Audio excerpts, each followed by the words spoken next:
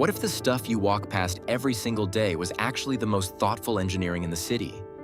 Not the bridges or the buildings, but the floor under your feet, the sounds in a public restroom, the markings on a train platform. Japan spent decades solving problems so small that most countries never even wrote them down. And when you see the list, you're going to realize your city is basically ignoring all of them. We're going through 12 of them right now. Number 1, public restroom privacy sound machines. There's a button in most Japanese public restroom stalls that confuses almost every first-time visitor.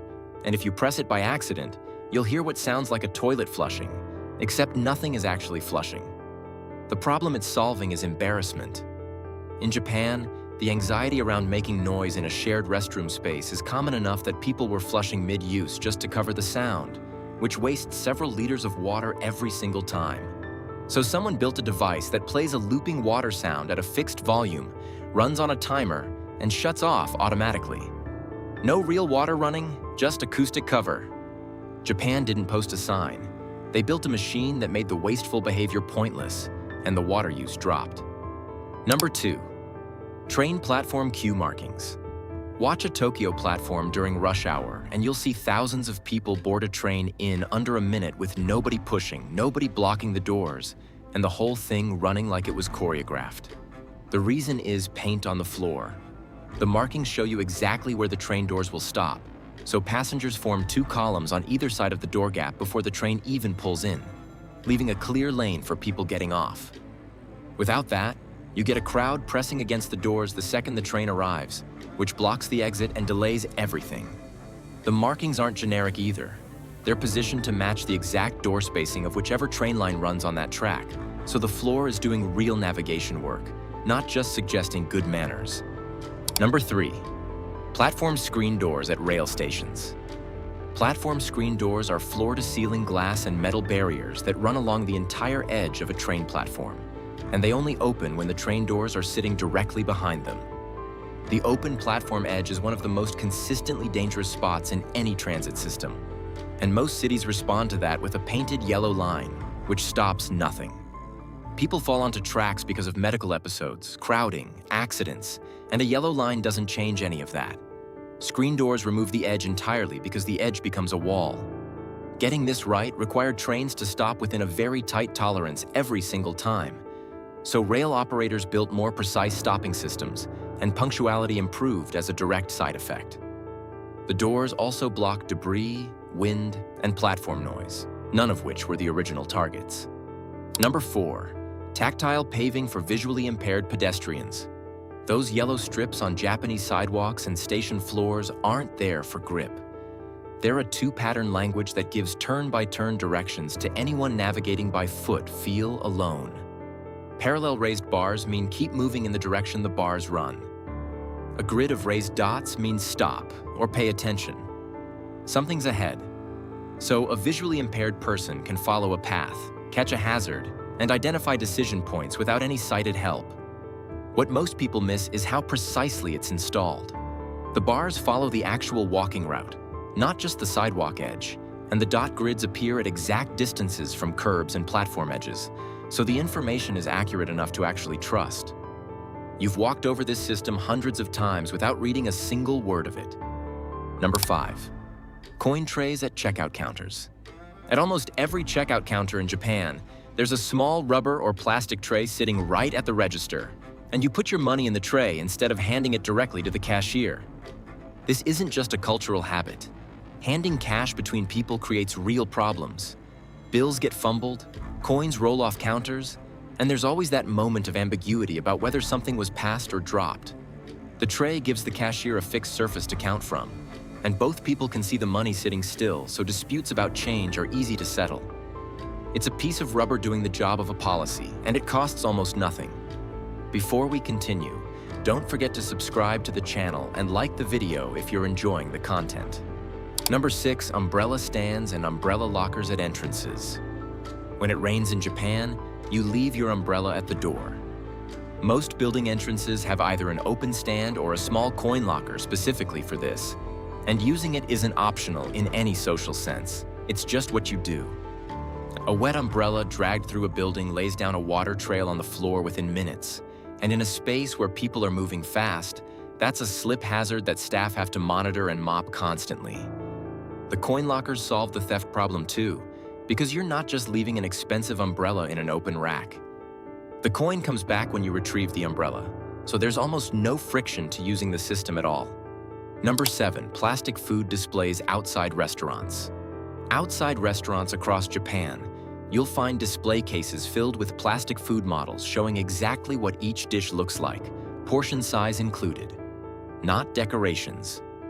These exist because a menu description can't tell you whether the portion's enough, what the sauce actually looks like, or whether the texture is something you'd want. The models match the real dish in color, size, and composition, so you can just point at what you want with zero translation required. Specialized artisans make them to hold up under display lighting for years without fading, and restaurants update them when the menu changes, so the display stays accurate. What you're looking at before you even walk in is already doing the work of the entire ordering conversation. Number 8, heated toilet seats with bidet functions. Heated toilet seats with bidet functions are standard in Japanese homes and most public restrooms, and the feature list goes well past comfort. Adjustable water pressure, temperature control, air drying, and proximity sensors that open the lid before you even touch it.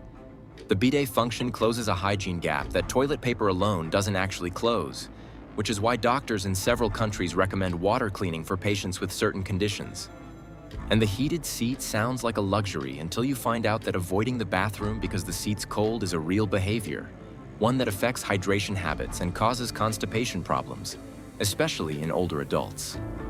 Inside the seat itself, there's a flow regulator, a heating element, a nozzle that extends and retracts, and sensors that block the whole system from running unless someone's actually seated, all packed into something that fits a standard bowl.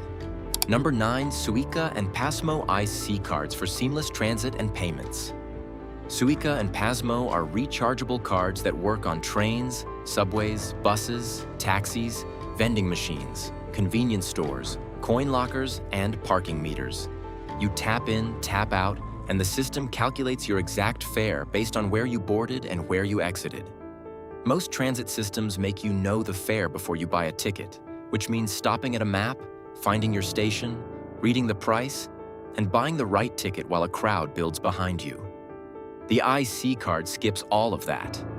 You load money onto it once, tap a reader that processes in under a second, and walk through without stopping.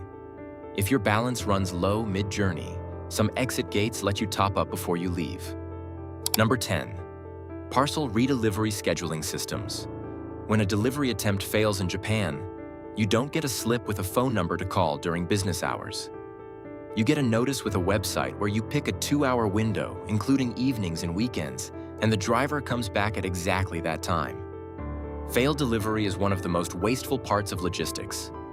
The driver makes a trip, nobody answers, the package goes back to the depot, and the whole route gets replanned from scratch.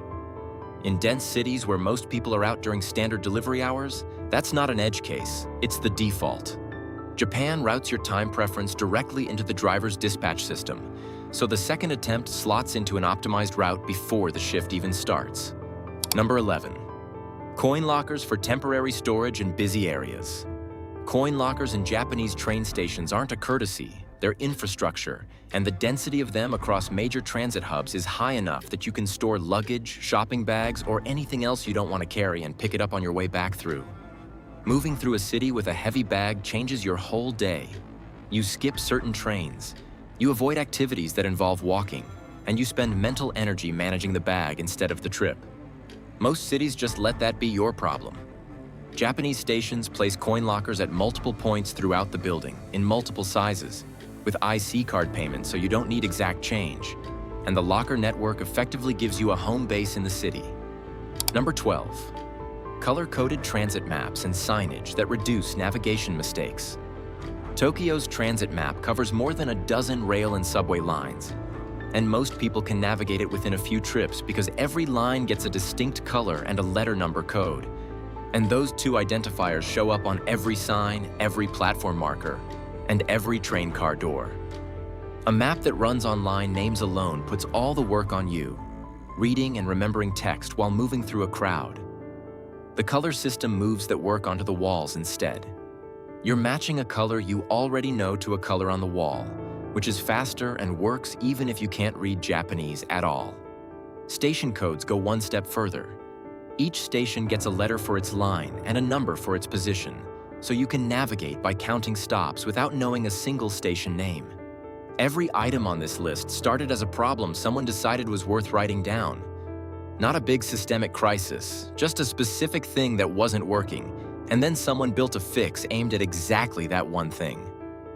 None of these solutions are expensive relative to what they eliminate, and most have been running for decades, so the data on whether they work is already sitting there. The gap between cities that have this stuff and cities that don't isn't money or engineering. It's whether anyone decided that small, invisible problems are worth solving, and Japan's answer to that is literally built into the floor. That's it for today. If you enjoyed this video, be sure to like, subscribe, and support the channel for more content.